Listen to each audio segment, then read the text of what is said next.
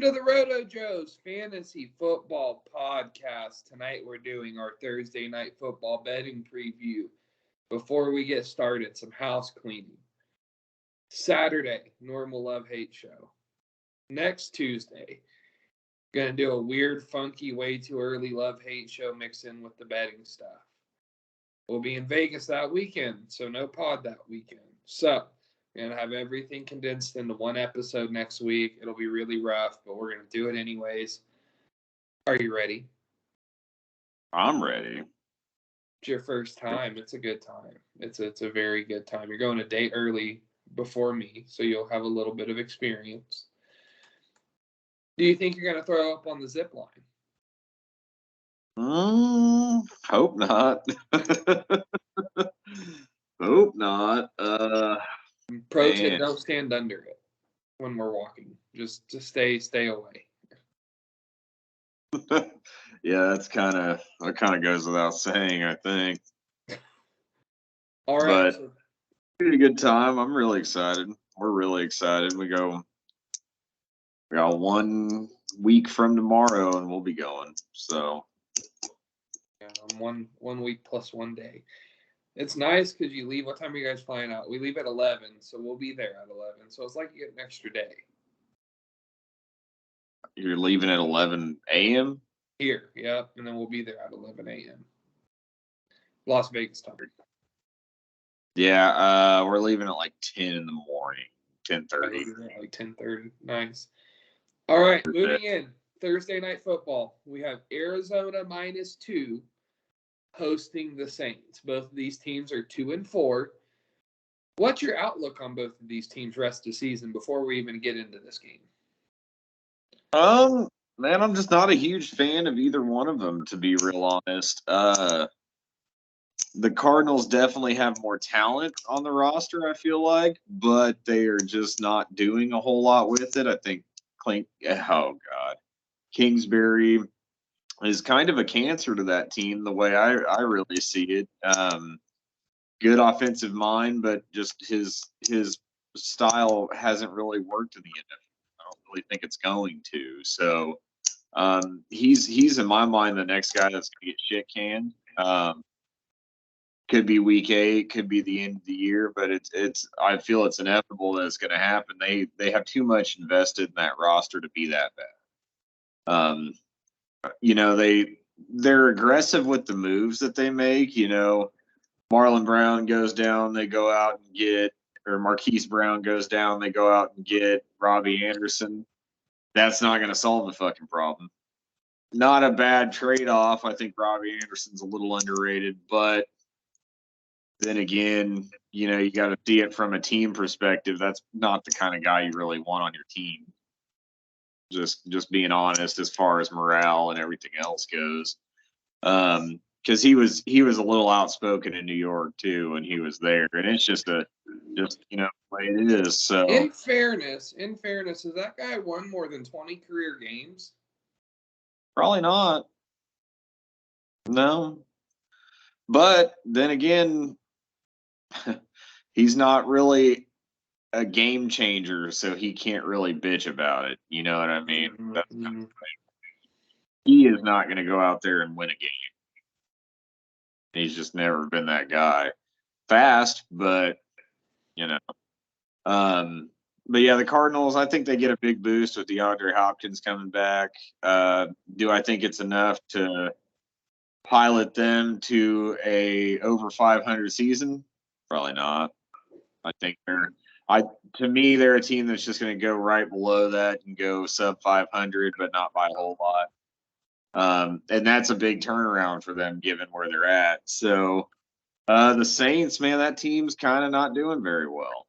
A lot of injuries. Jameis, Michael Thomas, Kamara was out a few games. They just can't really get everybody together on the field. And even if they did, I'm not certain that they are a playoff team.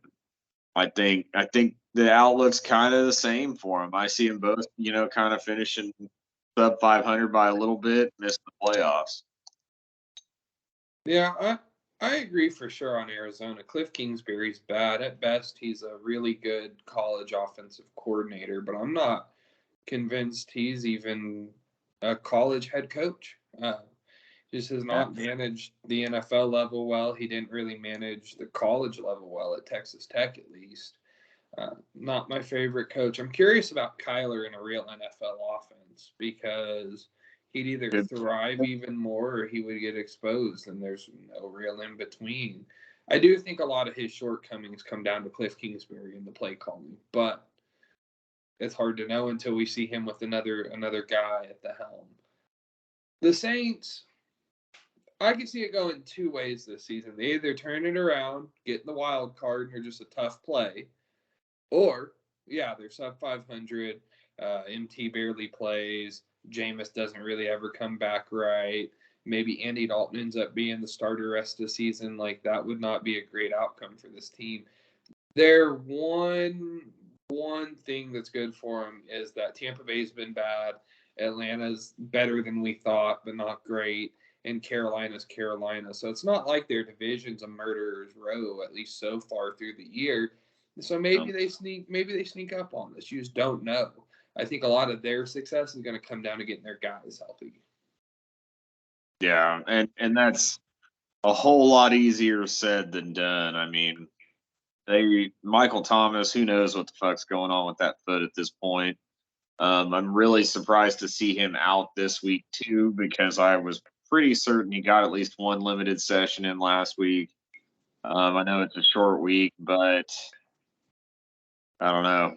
Kind of surprised he's still out. I'm not really sure what Jameis's thing is, but yeah, that offense is just Kamara City. I mean, that's a good buy for you in a redraft league if you can go out and get Kamara, because there's literally no one else. It's a repeat of last year. Give the ball to Kamara, see what happens. Not a bad plan. I mean, not the greatest, but if it's what you're stuck with, then go with it. So we kind of glossed over Robbie Anderson. What is Robbie Anderson rest of the season as a wide receiver option? Where do you think he finishes? What range?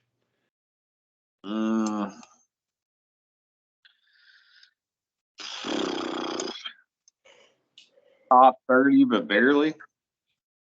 That's kind of that's talked about it before. I kind of think he's one of those guys that's going to go out, and I kind of referenced him to the old Mike Wallace, because that guy, he could go out there and get you 30 points, or he could get you 7. And there was really, like, he was the textbook definition of inconsistent throughout his career, at least fantasy wise, because you never knew which one you were going to get. He was either going to go 1 for 7 or 3 for 113 and a touchdown, or maybe 2. That's just how he was. And I kind of see a lot of similarities in that, putting Robbie Anderson in, sadly, what's a better offense than Carolina. Not a good offense, but still definitely the best quarterback he's ever played with, definitely the best offense he's ever played in, and that's kind of unfortunate when you really sit and think about it. That this guy's been in the league all these years, and a sub-average offense is really the best thing he's ever had going for him. But yeah, I kind of like him, like in that mid to higher end wide receiver 3 range. I think he's got, in my mind, it depends on how many flex spots you have. If you're flexing 3, even 4, then he's definitely someone you could probably start on a weekly basis if your league's really deep. But outside of that, I kind of see it as a desperation flex start. Yeah, he's the guy that if you have him rostered in Dynasty, I'm probably trying to move him first big game. If he catches a touchdown tomorrow night, I'm probably selling him same night, maybe before the game's over. So I just don't want him long term. Even though, I mean, Hollywood was putting up really good 17-game pace numbers, I don't think Robbie Anderson's stepping into quite that role. He's just going to be kind of a field stretcher that's playing off of Hopkins and Ertz. Ertz's value and Rondale Moore's value has gone way up, though. With no Hollywood, I think those guys are going to get a lot more involved. I think Rondale might be the guy to have. Obviously, Hopkins is going to be the touchdown scorer, but Rondale's going to get the workload. Yeah, he's going to get those long shots because Hopkins has never been just elite speed type of guy. He's just never been that guy. He's a better route runner, better catcher. He'll go up and get the contested catches, but he was never blazing fast or going to take the top off the defense. So Rondale Moore, and this is kind of that make or break time in Dynasty for Rondale Moore, because if he can't find a role at this point, he's never going to, and that's kind of the problem with wide receivers like that, because I know he went high. He was a first round pick in Dynasty without question. Everybody had really unrealistic expectations for him, and it's just never really been there. Who he reminds me of is Sky Moore. Yeah. Yeah, Sky Moore, I think, in our Dynasty League, didn't he go 5th pick? 4th pick. Did he really? Fucking A. Yeah, I knew it was way too high. Being in Chiefs country, I knew that was going to happen, but I didn't think it was going to be that bad. I mean, and this was a 4-round Dynasty draft. It is every year. And who got – Justin Ross got drafted in the 4th round. Mind you, he wasn't injured at the time, but that's Isaiah Pacheco got drafted. Before the hype. Before the hype. Yeah, way before the hype.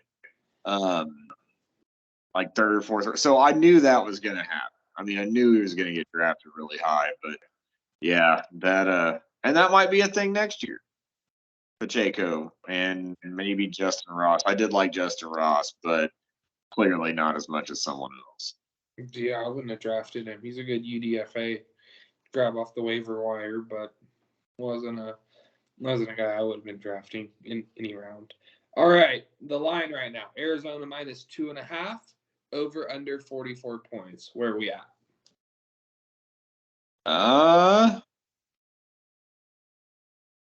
I mean, I take the line on Arizona.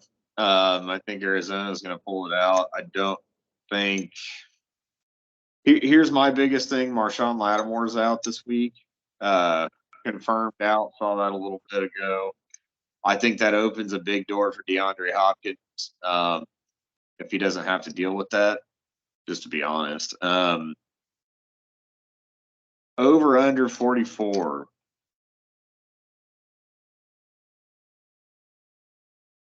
I'm going to go under, and it's just because Andy Dalton's playing for the Saints.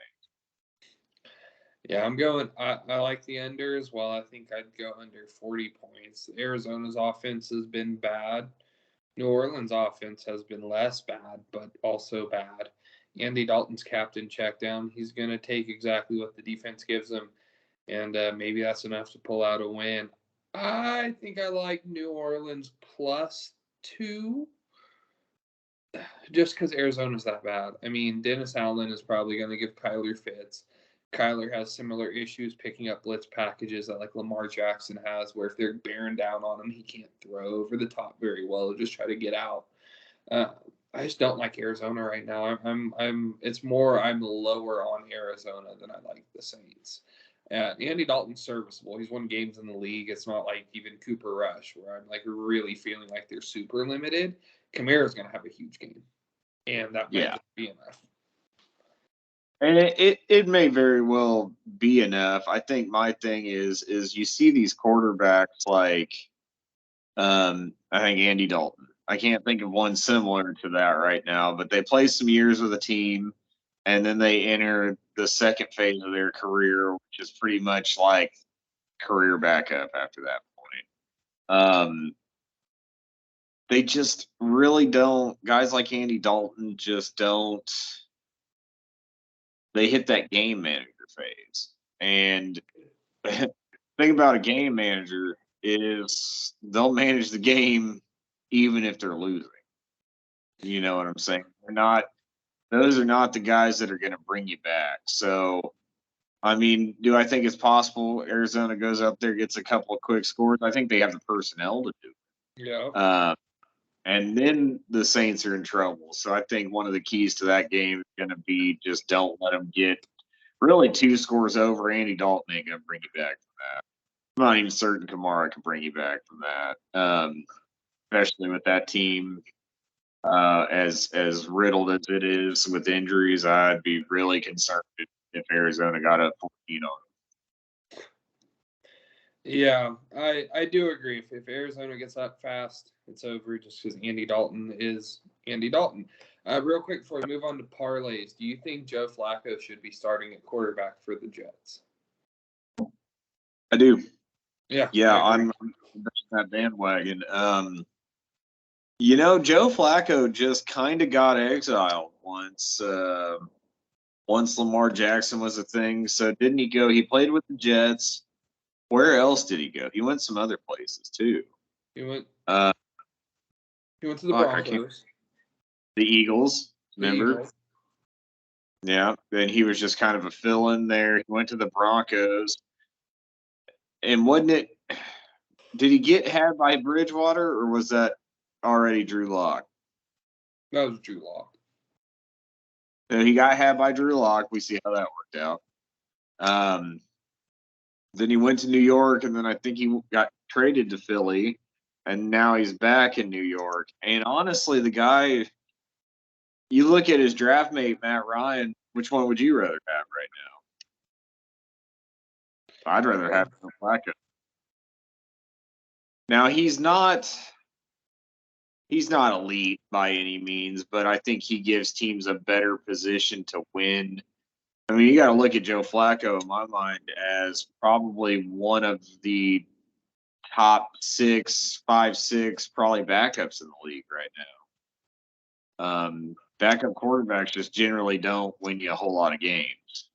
And that guy came and, I mean, did you see, like, at that time, like, his 17-game numbers? It was going to be unreal just because of how much he was throwing. Yeah, man, that was an interesting time, those 4 weeks. Jets looked like they might be a playoff team at that point. And I know everybody wants to get on the Jets or a playoff team bandwagon. I'm just not there. I think that win against the Packers was more about Green Bay than the Jets. Right. And trust me, they have some talented pieces on that team. If they keep this pace, they will build into a good team sooner or later. But, man, they're just ready to they're ready to crown them the champs. You know what I mean? The media is, and I'm just like, God damn, let them win a couple games. I understand they're 4-2, and New York Jets ain't been 4-2 in a long time. Like I think we probably beat them twice, and New England is not good.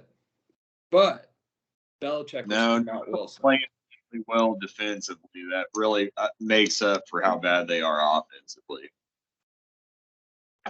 All right. You think Bailey is the starter this year? I think he should be. And here's why.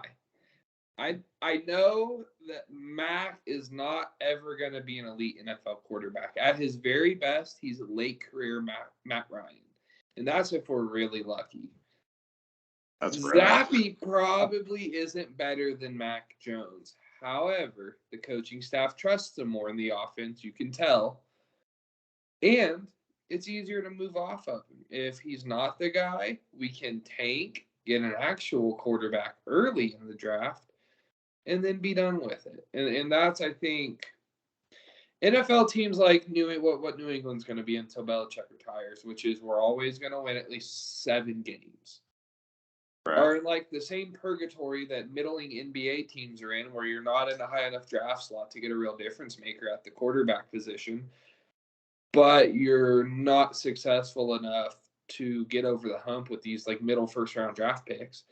And you just end up being like Carolina. I mean, that's the perfect comparison. Carolina is always picking the back half of the top 10, and they were never able to get a quarterback. Here's my question. Bill Belichick picks up the phone and calls San Francisco and offers them Mac Jones for Trey Lance straight up. Who says no?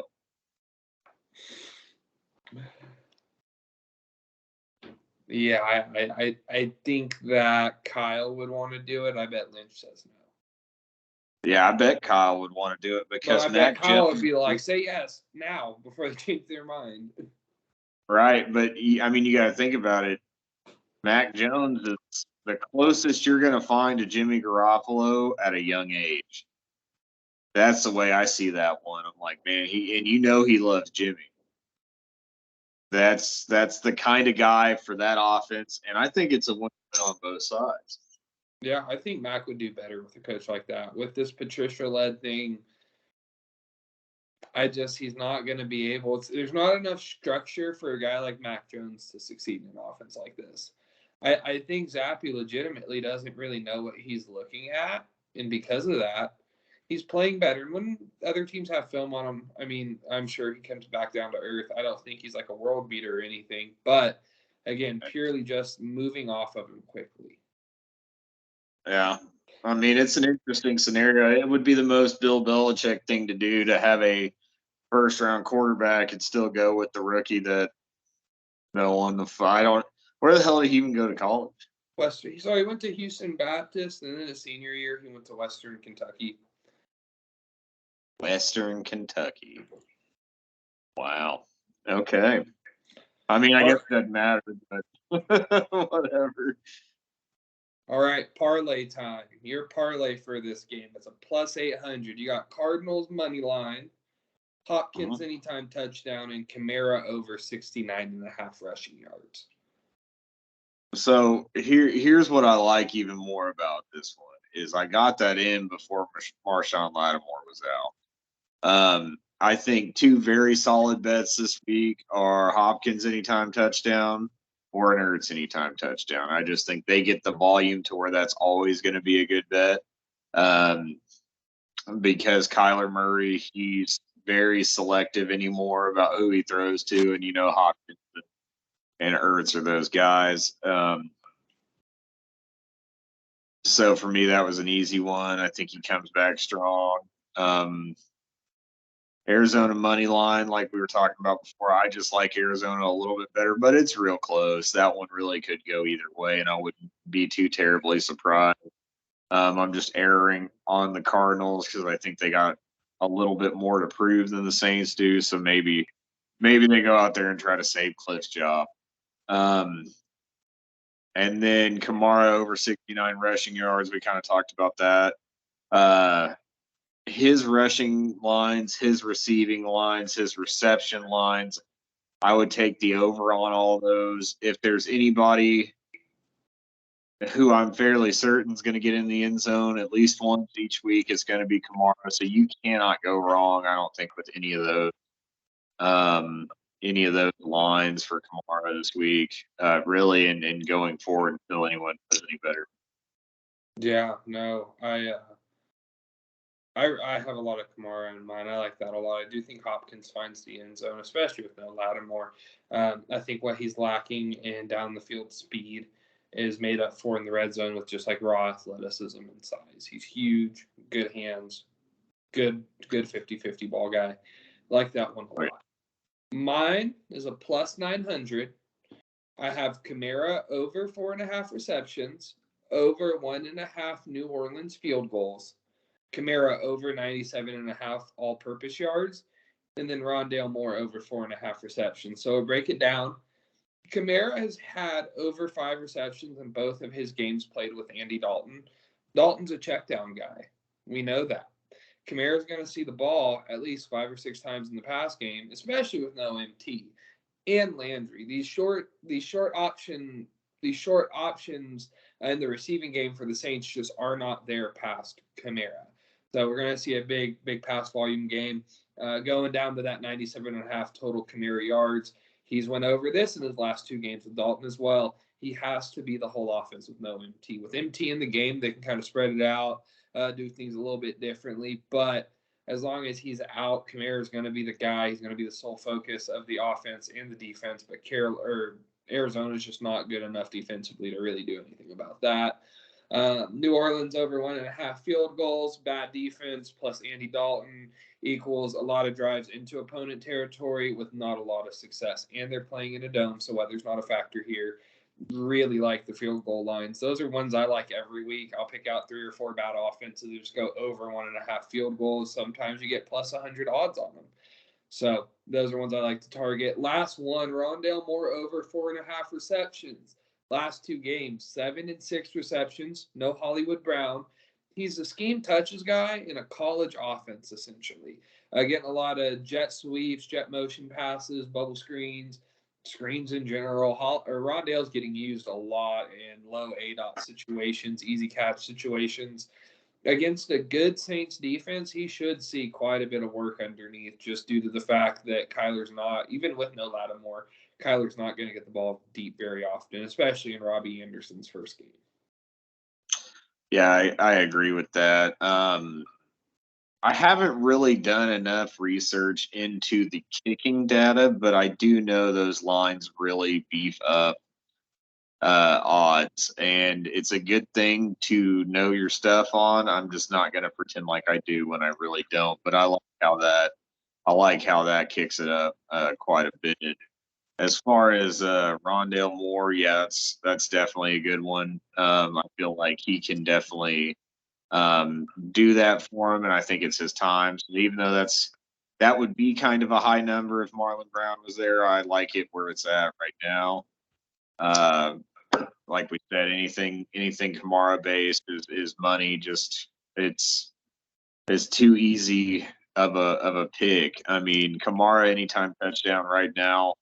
I mean, my all-time favorite line's a Kelsey anytime touchdown. I mean, everybody knows that. That one's about as sure as shit's going to get anymore, especially now. I like that one a lot last year. I like it even better this year. That's kind of working its way up into that territory for me as far as receiving yards from Kamara, because you know it's going to happen. Andy Dalton is captain check down. So, and it's the best thing he can do. I would really hate, I mean, the days of young Andy Dalton and AJ Green are over.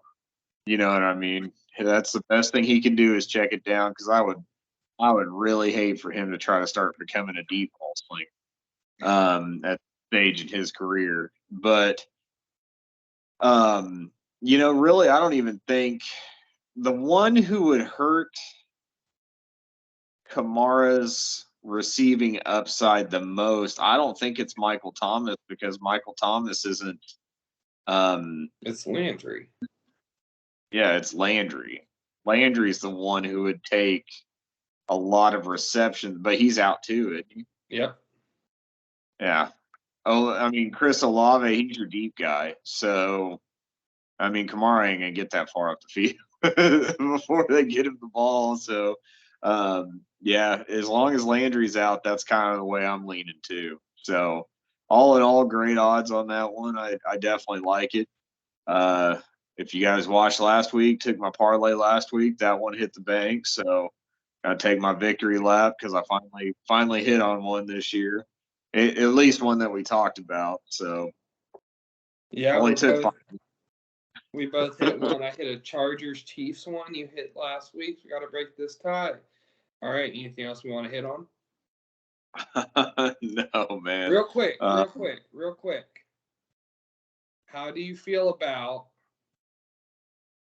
Taysom Hill plus 180 anytime touchdown odds? Ooh, that's a good one.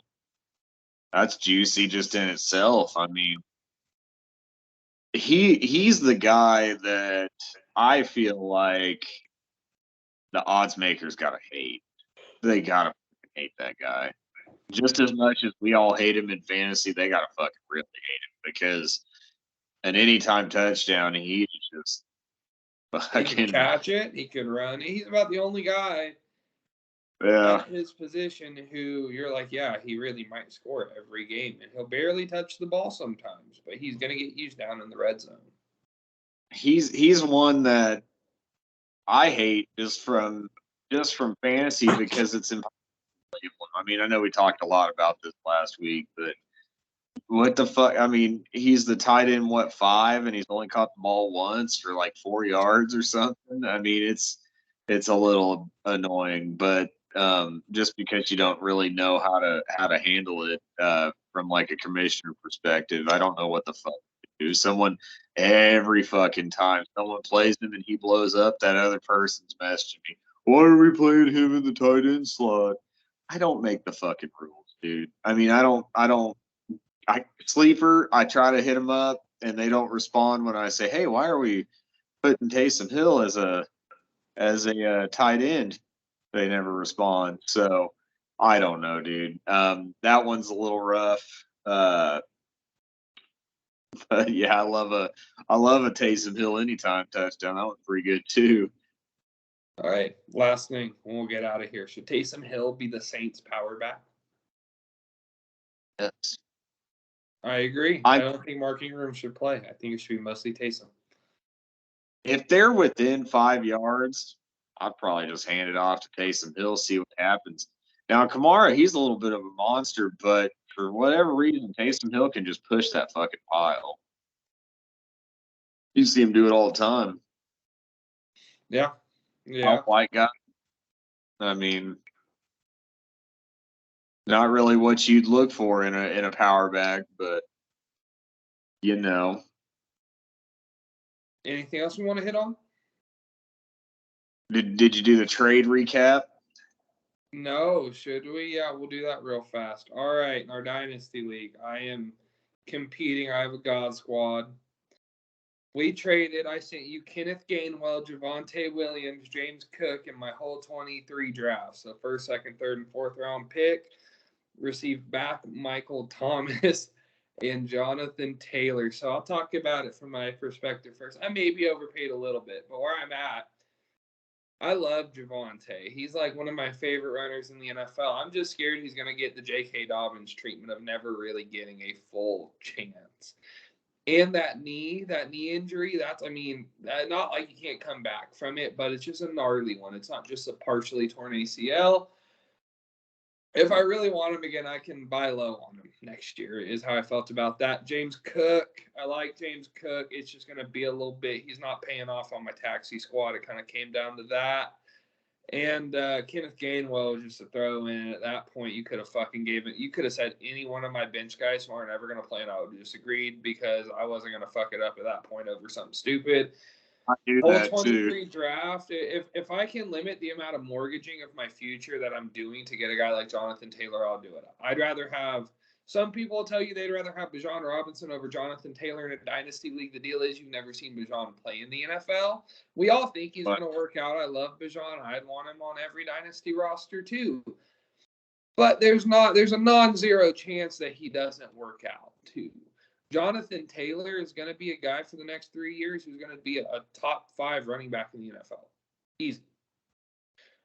Yeah, I mean, I agree with that. Bijan Robinson, here's the deal. Bijan Robinson going to, let's say, for instance, he goes to the Falcons. That's a good spot for him. That's great. But say, I don't know, I try to think of someone that's going to pick high. Yeah, say he goes to Carolina and he sits behind McCaffrey until they figure out what the fuck to do with him. I mean, landing spot does matter. I don't care what anybody has to say. Now, you want to draft for talent, sure, but if you're looking down the barrel, so to speak, at a bad situation, you never really know. Even if he goes to Houston with Pierce and they split time, that's not a great situation. And Pierce is good enough that he'll play. Right, and you're not gonna stick Pierce on the bench. So it's very hard to gauge value on any of these people until the physical draft happens. Because in my opinion, barring the Rashad Penny injury, Kenneth Walker to me was nothing. I mean, he was very low for me, especially year one. Now, my plan was to let year one happen, let Rashad Penny blow up, and then try to buy low at the end of the season. That's not going to happen now. I get that.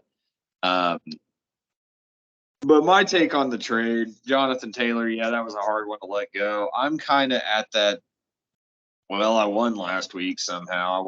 Didn't mean to. I actually was trying to lose, but it didn't work out that way.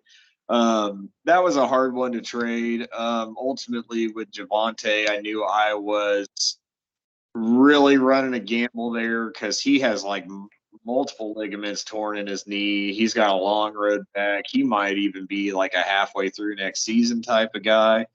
I think the upside's there, though. I'll bet on talent just about any time. If J.K. Dobbins can come back from it in a year, I think Javonte has that same opportunity. And honestly, I just hope they fire Hackett and just start the fuck over next year, because then it really gives him an opportunity to do what he does. That's the best case scenario for that. I understood that was a gamble. Big James Cook person. I really like James Cook next year, more so than this year, just because I know Singletary's probably going to move on. And Zach Moss ain't going to compete much for any of that. So he's more of a next year type of guy. Obviously, in this league, I kind of saw myself as like right on the outside. So this particular league pays first and second. I thought of my team kind of like fully staffed, probably third or fourth. And my thought was those top two teams, I was like, I could probably sneak by one of them in the playoffs, but I definitely probably won't sneak by both of them. And that's just the way I saw it. So, I mean, if you're not winning money in my mind, I'm just building towards next year, trying to stack it up. I mean, at that point, you really don't have much of an option. And a lot of the rest of my roster is people that had, for instance, I got Jared Goff, I got Marcus Mariota, guys who I could probably get something for now, but become fucking paperweights in 2 years. You know what I'm saying? I could probably, they're quality starting quarterbacks in a super flex right now. I could send them off, get something for it now, but if I wait too long, I'm going to cut him because Jared Goff is going to be a backup for the rest of his career. Marcus Mariota. Now, Marcus Mariota might fuck around and start next year, too. That's a conversation, we might need to have. He might have 2 years of value, and I might be underjudging that one. But, I'm right now, Leonard Fournette, he's the running back 5. I do not like Leonard Fournette in a non-Tom Brady offense. It's not going to go. He is, an overhyped guy. Like, he's doing great because of the system he's in. But next year, he's going to be way overdrafted. I got a lot of those little pieces that I feel like at this point I need to get off of before I become stuck with it. Zeke, he's a perfect example. Your Zeke owner in your dynasty, what are they going to do? They're stuck with it. Yeah, that's the whole productive struggle thing. I did it last year. It's a strategy that works. You just got to load up on picks. I mean, my team, I got Dalvin Cook for a first rounder. The picks are leverage, and if you're in dynasty leagues and you're not in the top 3 or 4 with a high point scored, I would start leveraging your assets now. Get those picks, and then next year build a winning team. Most of dynasties just being active in trades. I know last year I got T. Higgins for like Jacoby Myers and Robert Woods or something stupid like that, at a point where Higgins was not playing good. And those type of things are out there. You just got to pay attention a little bit. And then, like I said, hoard picks, because you could get last year, probably you could have sent 2 seconds and gotten T. Higgins in some leagues. Yeah. But you got to have the seconds.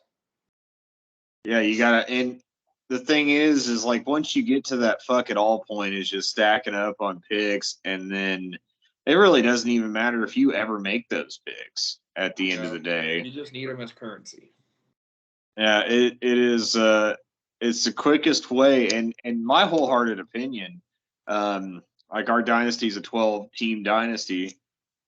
Anything after